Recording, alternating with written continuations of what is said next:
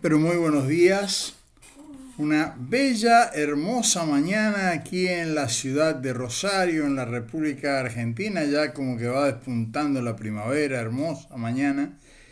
Y estamos transmitiendo Tiempo de Bendecir en este espacio del Pan Diario.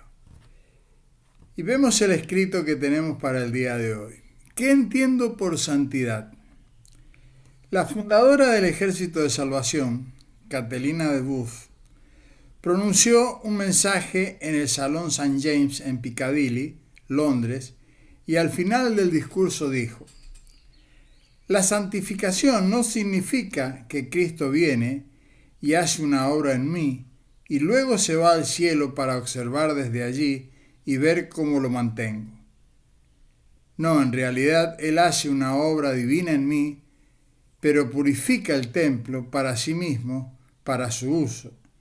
Entonces se cumple la promesa: entraré a Él y cenaré con Él. Es la santidad un regalo de Dios que, por el hecho de ser un don sobrenatural, al recibirlo por la fe, pasa a ser tu natural manera de vivir. Y ya no vivo yo, mas Cristo vive en mí, Gálatas 2:20. Como don sobrenatural, querido para aquellos que insisten en que los milagros no existen y que insisten en llamar teología a todo aquello que trata de explicar todo esto desde la razón, la santidad, por lo tanto, habiendo sido conferida por Dios y reclamada por el creyente, debe transformarse en un ejercicio continuo. Lo que somos en Cristo debemos expresarse en la forma que vivimos. Nunca debemos creer que Dios nos hace santos como premio a nuestro esfuerzo o que la santidad solo se alcanza al final de la carrera. Es solamente a que Dios nos ha hecho santos que podemos vivir una vida santa. Hay una palabra, es que agiamos, que muchos dicen que significa camino a la santidad. Es como decir que al que corre una carrera, corre a la carrera. Un atleta no corre a la carrera, corre en la carrera. Del mismo modo, el cristiano no camina a la santidad, sino que está en el camino de la santidad y caminando en él. La santificación es una realidad actual, aunque, como sucede con la carrera, requiere de un esfuerzo continuo con la firme esperanza que alcanzaré la meta final. El lado positivo de la santidad podemos definirla de la siguiente manera: un continuo crecimiento a la semejanza de Cristo. Es ir creciendo hacia la madurez espiritual, lo que nos dice claramente que es desarrollo de carácter. Amor, gozo, paz, paciencia, benignidad, bondad, fe, mansedumbre, templanza. El fruto del Espíritu Santo. Hermoso mensaje de Catalina Buff, la fundadora del Ejército de Salvación, esposa de William Booth.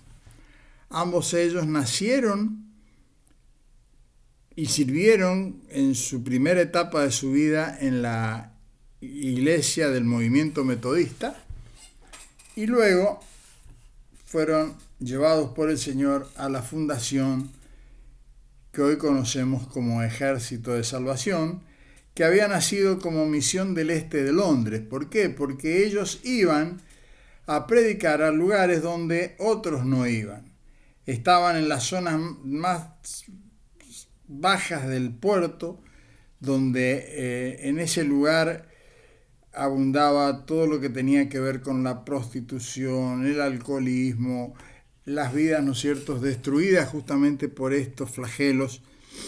Y realmente ahí comenzó una obra maravillosa que en muy poco tiempo estaba en muchos países del mundo y bueno, ahora abarcan, 110, 120 países en el mundo con una obra misionera maravillosa y con un distintivo, ¿no? El de la ayuda social, entendiendo aquello que enseñaba Juan Wesley de la santidad, que la santidad va acompañada también de la santidad social. No basta solo la predicación, sino que la predicación debe ir acompañada del ejemplo y el trabajo diacónico de la iglesia. Realmente, vidas para ser imitadas, vidas para ser consideradas, personas hermosas que han generado tanto bienestar a esta humanidad y que lo siguen haciendo desde su institución, como tantas otras denominaciones e iglesias que fueron fundadas en distintas etapas de la historia, y todas ellas con una visión de trabajo. Y esto es lo que quizás a veces perdemos de vista, de entender que Dios pueda llamar a otro que piense diferente a mí, que pueda sentir diferente a mí, que pueda tener una visión de trabajo distinta. Estaba leyendo la historia de un médico que estuvo trabajando en una zona muy, pero muy difícil, en una selva ecuatoriana, y bueno, hizo un trabajo como médico, un cristiano médico, hizo un trabajo por muchos años, y la institución que los había mandado como misioneros a ese lugar, bueno, esperaban un resultado evangelístico, ¿no? De que la tribu se convirtieran al evangelio de Jesucristo, y resultó ser de que pasaron los años y este doctor falleció. Entonces la institución quedó con el sentimiento del fracaso, que habían fracasado al haber escogido el misionero. Con el correr de los años, intentan de nuevo la misión, envían otro misionero con un perfil evangelístico también, pero no profesional de otra carrera, sino un pastor misionero. Entonces se encuentran con el hecho de que la misma tribu que no había podido ser evangelizada por este pastor, el primero, el médico, según la visión de la iglesia, se encuentra con que el jefe tribal les abre la puerta y les ofrece todas las ayudas necesarias para poder enseñarle a sus habitantes y a sus compañeros de vida todo lo que tuvieran que enseñar sobre el Dios de la Biblia. Entonces, la pregunta del misionero fue: ¿por qué ese cambio de actitud cuando al otro misionero ni siquiera lo habían escuchado? Entonces la respuesta del cacique, el anciano mayor del lugar, es que, recordando la vida del doctor, dice, cómo nos amó, cómo nos cuidó, cómo entregó toda su vida al servicio de nuestros hijos, de nuestros nietos y de nuestras familias, no puedo más que querer saber del Dios tan grande que tiene que haber tenido ese hombre para soportar todas las cosas que soportó. Entonces, ¿cómo medimos el éxito? ¿Cómo medimos el triunfo de una vida en servicio? ¿Por la cantidad de gente? ¿Por la cantidad de plata que reunimos en una institución? ¿O por alguien que entendió el propósito de Dios en su vida y entendió que había sido apartado para una misión y fue fiel a esa misión, aunque nadie entendiera lo que él estuviera haciendo, pero que a la vuelta de la vida rindió el fruto de que multitudes de personas quisieran conocer el Evangelio de Jesucristo a partir de una vida sembrada, una vida puesta al servicio de aquel que lo amó, de aquel que lo llevó adelante. Es el caso, por ejemplo, de William Booth y Caterina Booth. Es el caso de Juan Wesley, el fundador de este movimiento metodista, y es el caso de tantos otros hermanos amados que fundaron instituciones que hoy perduran en el tiempo y que siguen llevando adelante la palabra de Jesucristo. Con distintas visiones de trabajo, pero todas nacidas del mismo Señor. ¿Por qué? Porque el apóstol Pablo nos enseña claramente que hemos sido apartados para tener una vida semejante al Hijo de Dios. O sea, corre por dos lugares la cosa. Uno, primero, el propósito de Dios. El propósito de Dios es que cada uno de nosotros, cada uno de los seres humanos de esta tierra, pueda llegar a recibir la bendición de una reconciliación permanente con Él. ¿Para qué? Para que se vaya formando en nosotros otro semejante a Cristo. Esa es la primera parte del propósito eterno de Dios. Y la segunda parte tiene que ver con nosotros, con nuestras elecciones y nuestras vocaciones, aquellas cosas que Dios va desarrollando en nuestro corazón y que va permitiendo que vayamos a alcanzar aquellas metas que Él ha propuesto en nuestras vidas. ¿Cuáles son? Y no sé, las vamos encontrando en el camino. A medida que vamos avanzando, vamos teniendo esa visión. Fíjese en lo particular, en lo personal. En estos últimos 10, 11 años que he estado predicando el Evangelio acá en la ciudad de Rosario, hubo un momento en mi vida que empecé a desviar el mensaje original que el Señor había sembrado en mi corazón. ¿Cuál fue el mensaje original que el Señor había sembrado en mi corazón? El trabajo del pastor evangelista, el que evangeliza, el que tiene la visión clara de que Dios no habita en paredes, aunque está en las paredes, visita las paredes y habita eventualmente cuando nos reunimos en esas paredes, pero Él no habita en templo hecho de mano de hombre. Él habita en el templo que Él ha santificado, que Él ha apartado, que Él ha lavado con su sangre, para hacerlo habitación de su presencia, de su poder, de su gracia, de su misericordia. ¿Cuál fue el error que yo cometí? Se lo voy a decir, pues no tengo problema de decir los errores que uno comete. El error más grande que yo cometí fue querer complacer a las personas en el mensaje que ellos querían escuchar, para sentirme incluido en el movimiento que supuestamente yo malinterpreté que era lo que Dios me había mandado hacer. Ser parte de una institución y no parte del cuerpo.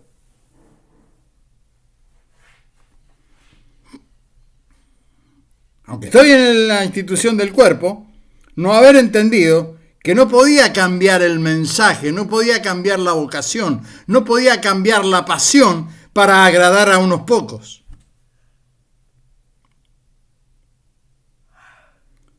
Cuando vino la pandemia y nos encontramos que no nos podíamos reunir en los templos, porque la ley nos lo impedía, descubrí la realidad de que me había equivocado. Lo que necesitaba, sí o sí, en ese momento, para reactivar primero la vida de mi familia, alcanzar las metas que Dios tiene con mi familia y con mis seres queridos. Porque el Evangelio primero empieza por casa. Debe ser vivido. Vivido. Yo puedo tener muchos conocimientos teológicos desde mis estudios, desde de los seminarios que hacemos, y se invierte muchas cosas y muchos dineros y cosas para esas cosas. Está bien. Aprendimos de los idiomas, aprendimos de la Biblia, aprendimos a leer cosas, aprendimos hermenéutica, aprendimos homilética, aprendimos ta. Pero no nos olvidemos que no fuimos llamados para aprender esas cosas, sino para vivir el Evangelio de Jesucristo. Yo debo vivirlo, de nada me sirve saber todo eso, si lo más simple no lo puedo vivir, no lo puedo experimentar. Que es vivir creyendo verdaderamente que he sido apartado como templo del Espíritu Santo, que he sido lavado por la sangre del Cordero, para que el Santo habite en mí, para que el Santo habite en ti, y para que podamos tener una vida de comunión, para que se forme en nosotros, tanto en ustedes como en mí, y en todo lo que estamos alrededor de este mensaje, se forme otro semejante a Jesús, porque ese es el propósito eterno de Dios, en lo cual Dios no va a cambiar, porque así fue en el principio. Error que cometió la primera humanidad fue justamente perder ese lugar. Y Dios no va a cambiar en eso. Él sigue en su propósito eterno de que toda criatura pueda llegar y volver a estar unido a Él en una comunión santa. ¿Y qué significa entonces santidad? Que Él ha decidido compartir su vida con nosotros. Y usted no pretenda que un Dios santo pueda compartir su vida con lo que Él aborrece. Porque lo que Él aborrece es justamente lo que destruyó al ser humano. Él aborrece la muerte y todo el producto de la muerte. En Él está la vida. Por eso que no quería que el ser humano comiera del árbol de la ciencia del bien y el mal que le haría conocer la muerte. No porque que era un Dios prohibitivo, porque era un Dios controlador, porque no, porque te hizo libre. Porque me hizo libre. Porque me ama tan profundamente que aún a pesar de mis errores, respeta mis decisiones. Claro, a la vuelta de la vida uno se va dando cuenta, me equivoqué.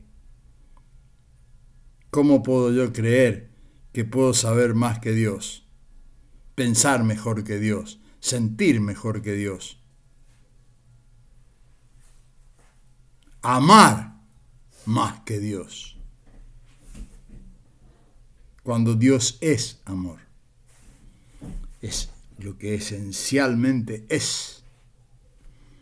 Por lo cual nunca dejará de ser, nunca te dejará de amar. Nunca. Te equivoques como te equivoques, nunca te dejará de amar. Pero sí tenemos que entender que si hay un propósito en nuestras vidas, el gran desafío es descubrir ese propósito.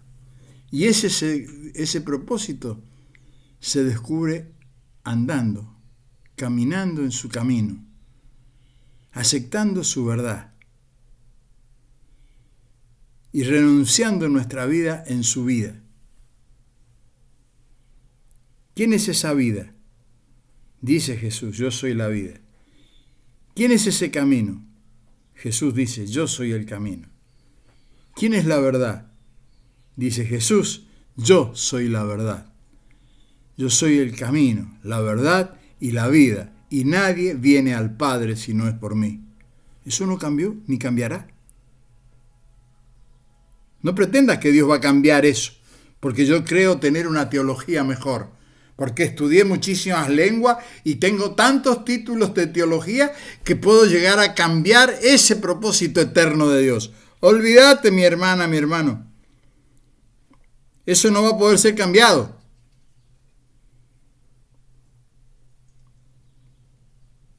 Fuimos apartados, fuimos santificados por la sangre del Cordero, derramada en la cruz del Calvario, con un sacrificio cruento, de amor, de gracia, de misericordia. Nos fue enviado el Espíritu Santo, para que fuera impartido en todos aquellos que se deciden a creerle. ¿Cree usted que ese tamaño sacrificio Dios lo va a cambiar? Porque a mí mañana a la mañana se me ocurre levantarme y decir, me percibo botella, entonces a partir de ahora soy botella.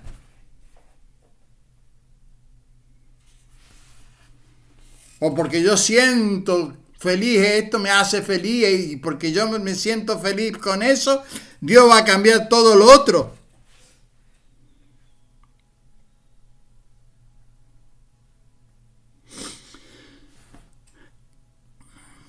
Es tan lindo encontrar cada día esta realidad de que uno se levanta en la certeza y en la seguridad, y esto es fe,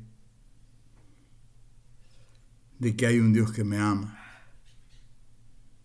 que es el creador del cielo y de la tierra, y es nuestro Padre. Qué papá que tenemos, al que nadie puede vencer, al que nadie puede destruir, y el que puede cuidar nuestras vidas y la vida de nuestros hijos mejor que nadie sobre esta tierra.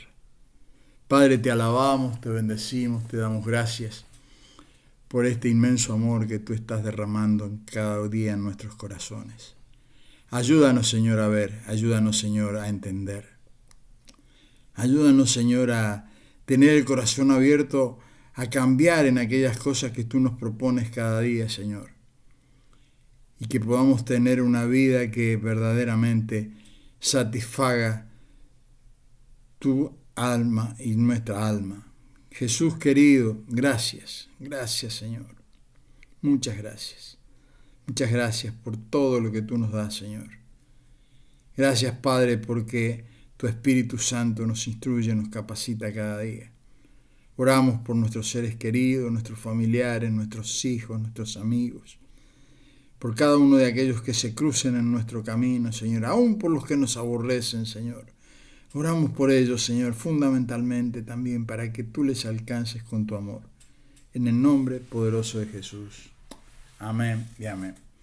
Tenga un hermoso, bendito día en compañía del Señor. Nos estamos viendo mañana, Dios mediante, en tiempo de bendecir.